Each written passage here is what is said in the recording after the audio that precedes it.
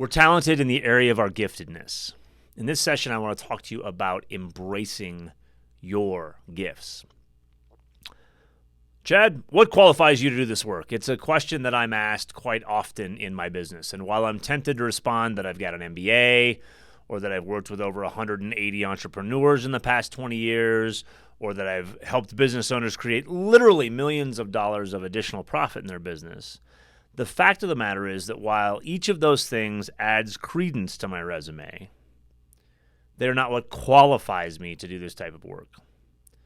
I am qualified to do this kind of work because I have a gift.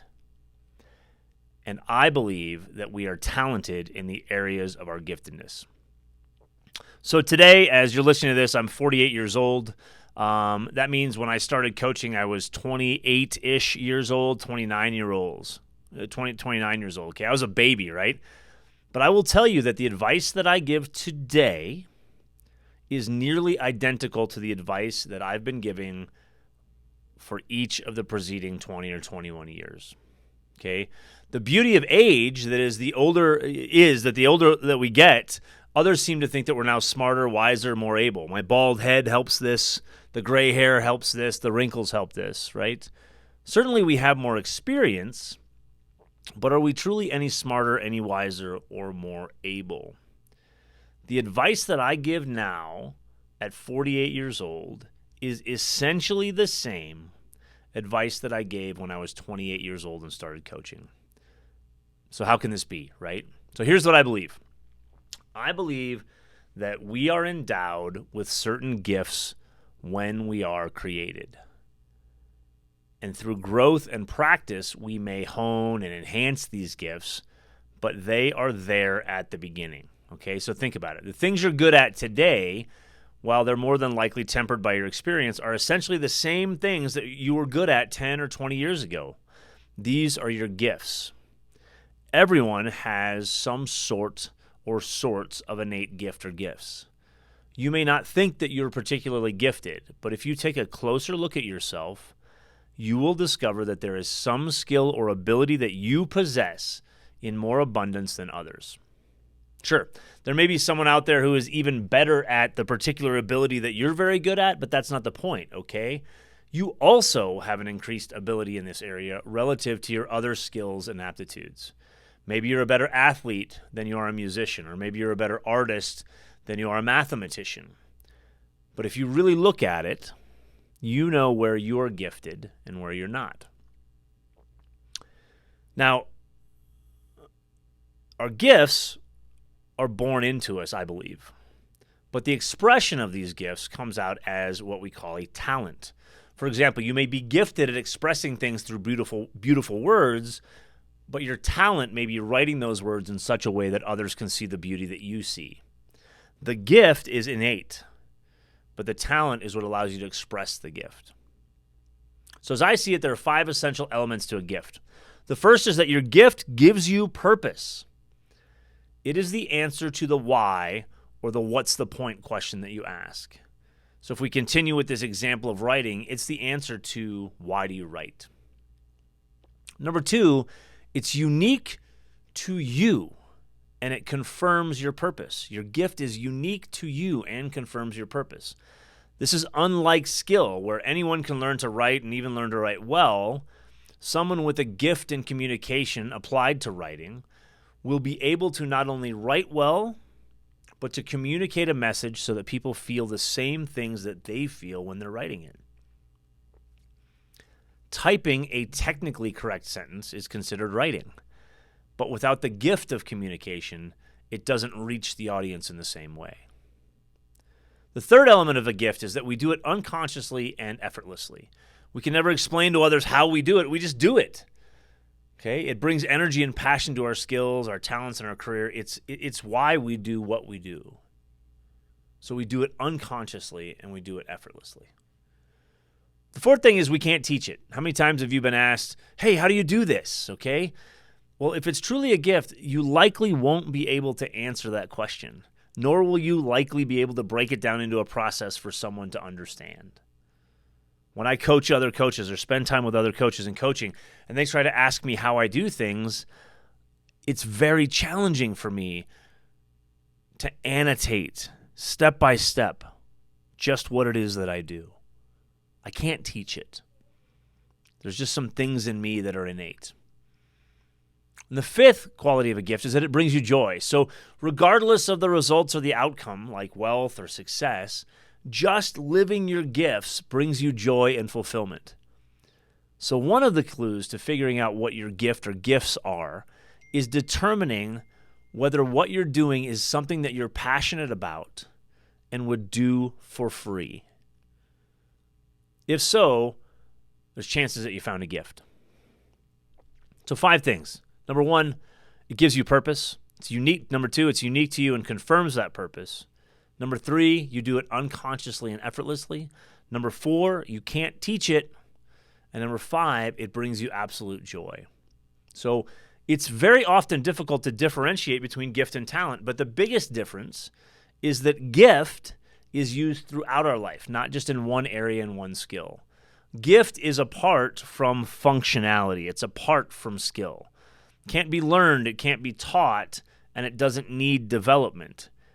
Okay? It's part of our identity as we were given it at our creation. It's the reason for our life, and it leads us on our path.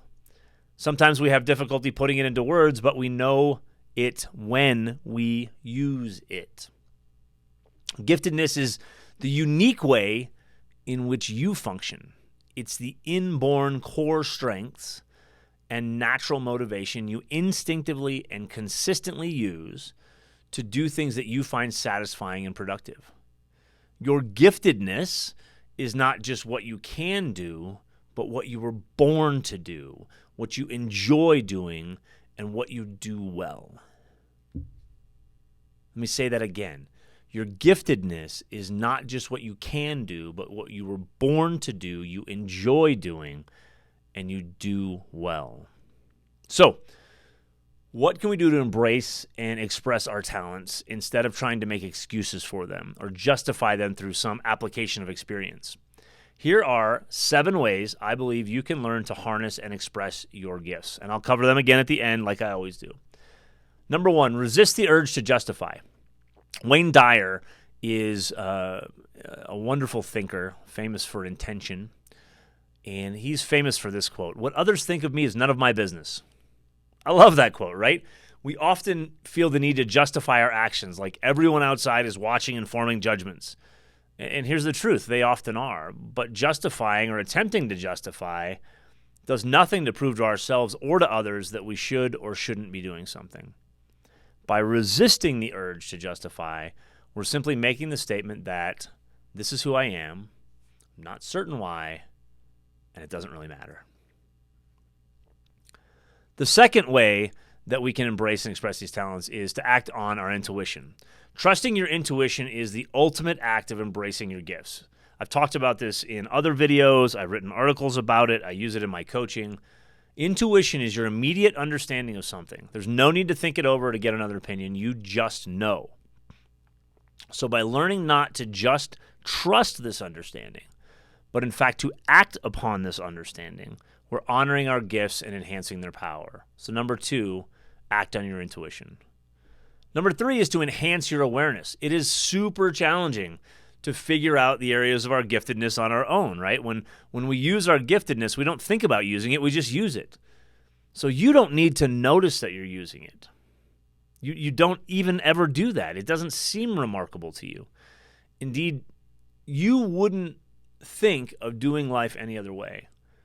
So in order to capitalize on our giftedness, we've got to pay attention to how we're acting and when it seems like we're using our gift. That enhanced awareness is going to increase the comfort and ease with which we use our gifts. So number 3 is enhance our awareness of when we're using our gifts. Number 4 is to stop over-apologizing. Stop apologizing, okay? Over-apologizing is a gift killer. We'll say things like, oh, I don't want to offend you by saying this, but, or, hey, this may come across a little insensitive, but, or other things. But by pre-qualifying or apologizing for our opinions, we're seeking to minimize the impact that they have on others' sensitivities. It means we believe that their feelings are more important than our living into our own truth. In order to harness our gifts, we have to be free to express our gifts in a way that honors our true self. And my recommendation would be just don't be an asshole about it, and it's all going to be okay. So stop apologizing. Number 5, be serious. We tend to hide our insecurities behind humor, and in doing so, our strong beliefs, also called gifts, can become watered down and ineffective. Listen, you know when you are speaking your truth, so speak it seriously and with conviction, okay? You also know when you're masking your true feelings behind passive aggressiveness and humor, so stop it. Just be serious. Number 6 is listen for approval. Don't seek it, but listen for it. Because it's often hard to see our own gifts, we have to look for other ways to identify when we're using them. So more often than not, we're sensitive to others when they're disagreeing with us, but oblivious when they're agreeing with us. So approval is validation that what we're saying is resonating with others. I'll give you some bonus points for putting a strongly contradictory opinion into a conversation and finding that it's not at all contradictory. So that's number 6, listen for approval. 7th way we can express our talents is to push through the resistance. Okay, one of the most challenging things to do when we honor our gifts is to push through our resistance to use them. Because our gifts are often not shared by others, this means that we can encounter an unexpected resistance when we use that gift. So here's a trick. If it feels like you should say something, but by saying it, you may upset the balance of the conversation, lean into that resistance and find a way to say it and mean it in a way that allows others to find the truth in it without making their stance wrong. So push through the resistance.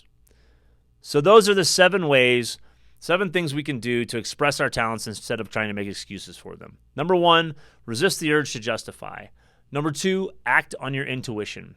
Number 3, enhance your awareness. Number 4, stop apologizing. Number 5, be serious about your conviction. Number 6, listen for approval. And number 7, push through resistance. So guys, when you fully embrace your gifts and you allow your talents to express those gifts, you are serving the world and you are serving the people in it, okay?